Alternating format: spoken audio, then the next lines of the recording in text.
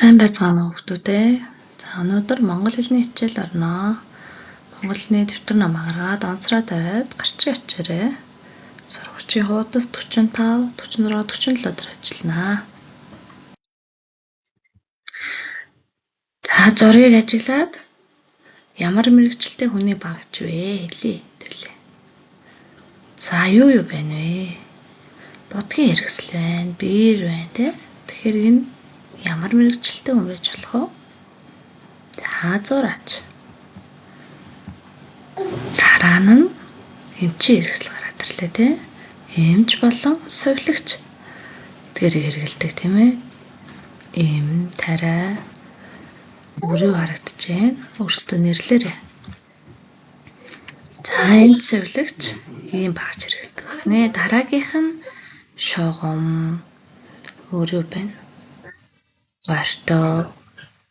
За энэ дээр сурагч хүүхдүүд болон багш үнийг хэрэгэлдэг тийм ээ. Дараагийнх нь юу вэ? Ажиглая.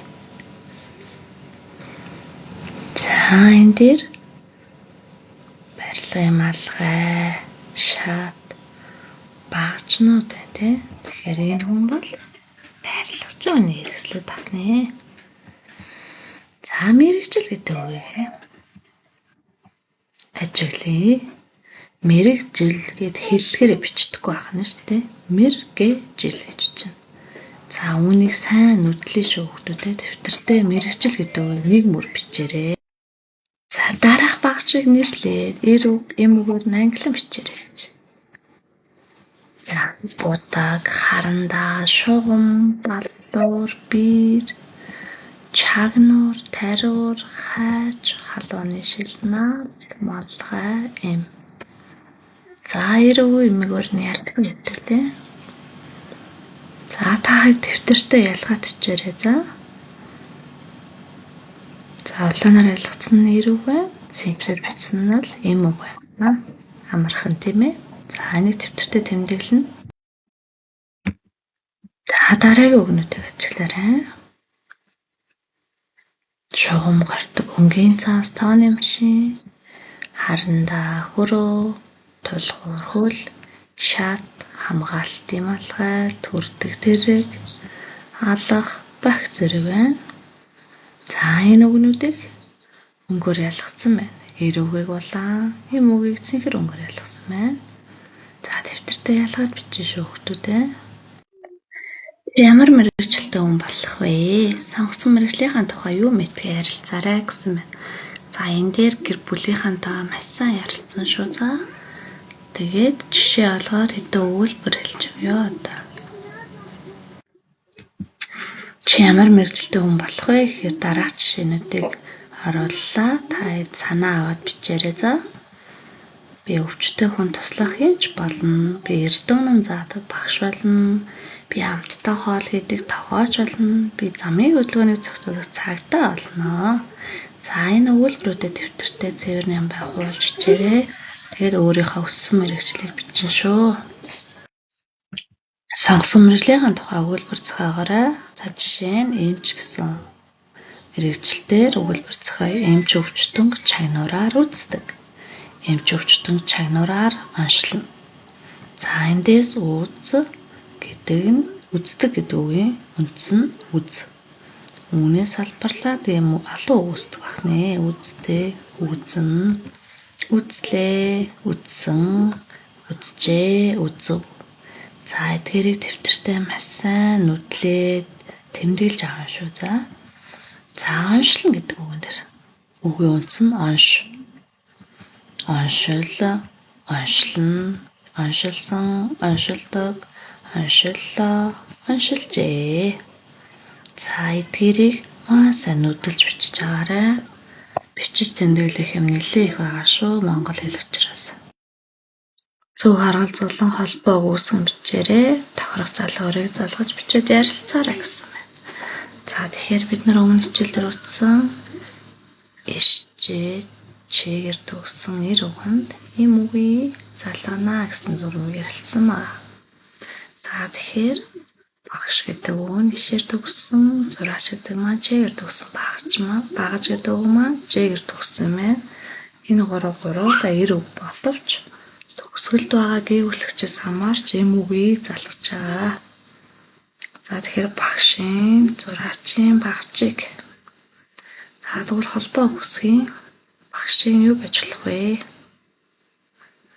Багшийн ном байж болж байна. За зураачийн юу байж болох вэ? Бэр. Тэгээд багчийг ав.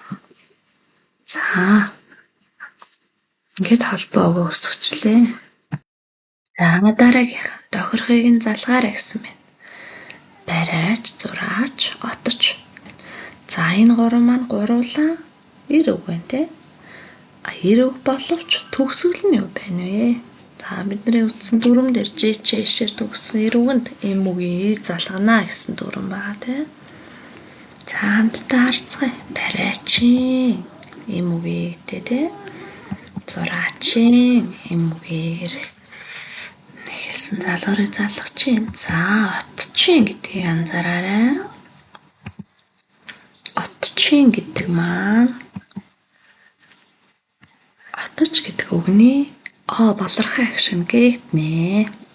За гээгд агшийн дүрм бол арай орхолоогүй учраас ингээд тэмдэглээд авчаарай. Ямар ч тач оточ гэдэг үгний балархай агшин гээгднэ.